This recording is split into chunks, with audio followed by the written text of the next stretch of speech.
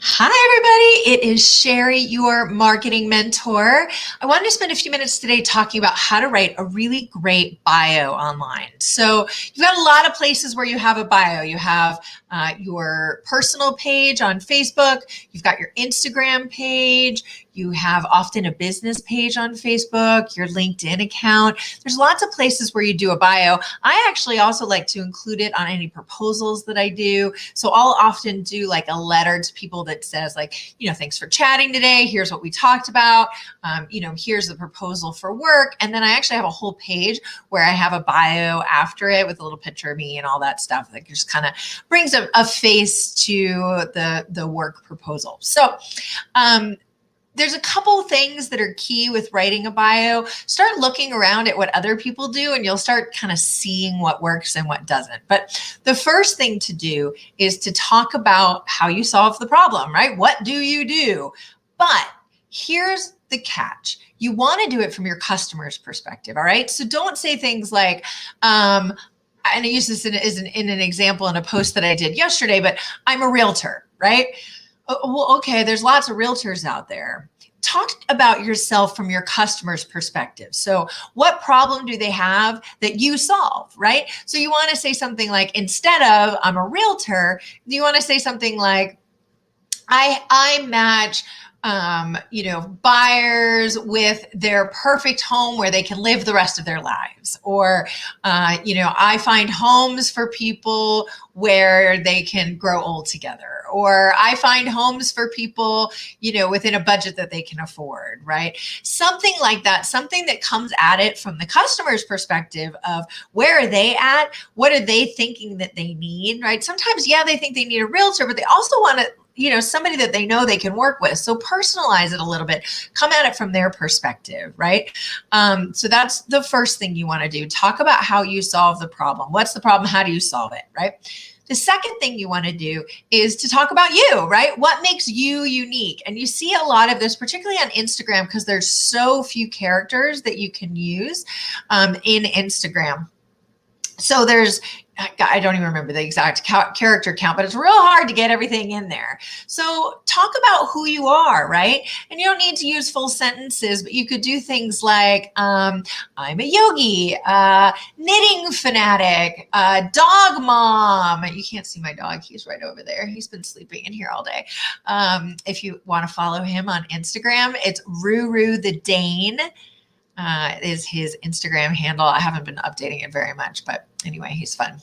Okay, so you could say things like, I'm a yogi, dog mom, Great Dane lover, or if there's a beach, I'm there, or flip-flops are my jam, or, always in high heels, or, whatever that thing is that makes you unique. Because here's the thing, and we'll go back to the realtor example. There's so many realtors out there, right? Especially now there's more and more being added every single day. It's a very, very competitive market. We're all in a competitive market, right? I'm a marketing mentor. There's a lot of people who do what I do, but they don't do it like me. Right? They don't do it like I do.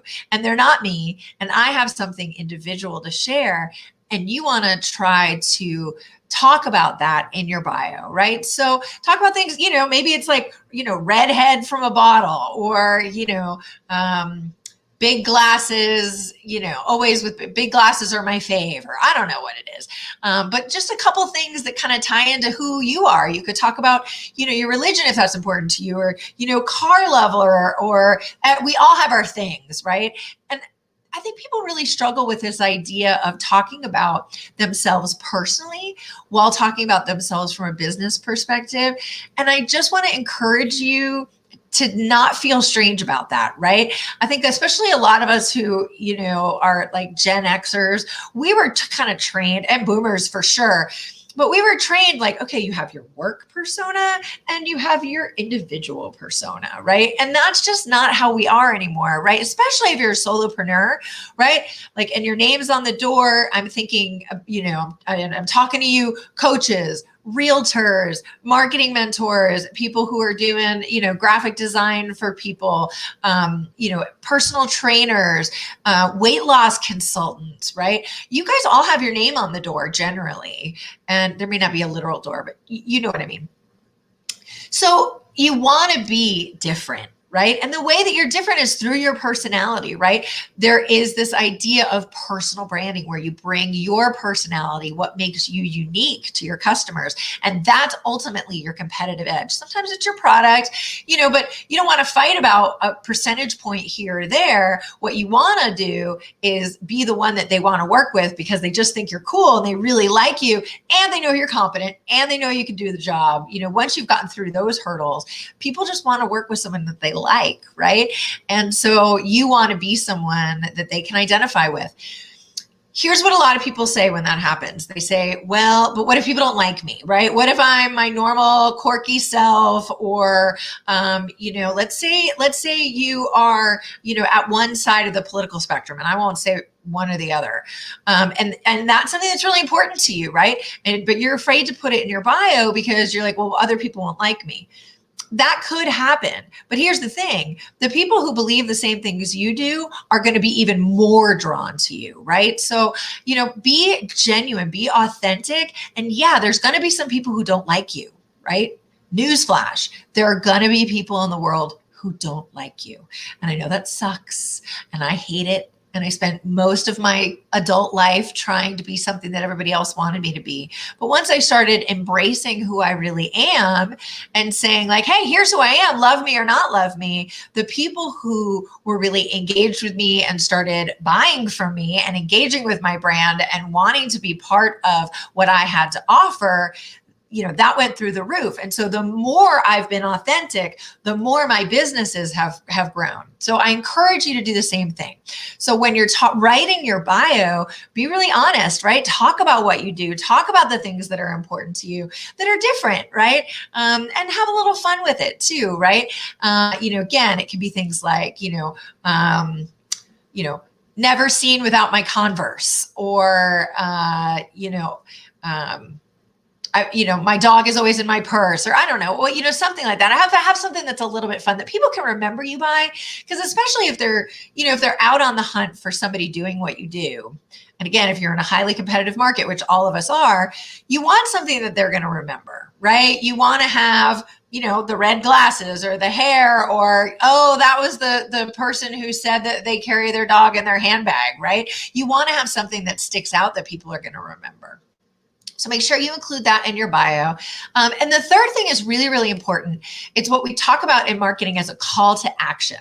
And essentially what that means is you want to be able to have a place to send them, right? So now they're interested, right? And they want to learn more and they want to talk to you. What do they do? Where do they go? And I see so many profiles, particularly on Instagram, where there's no website, there's no place for people to go if they're interested and they want to learn more, right? I mean, you can even just include your phone number. People hate calling people now. Nobody leaves messages anymore.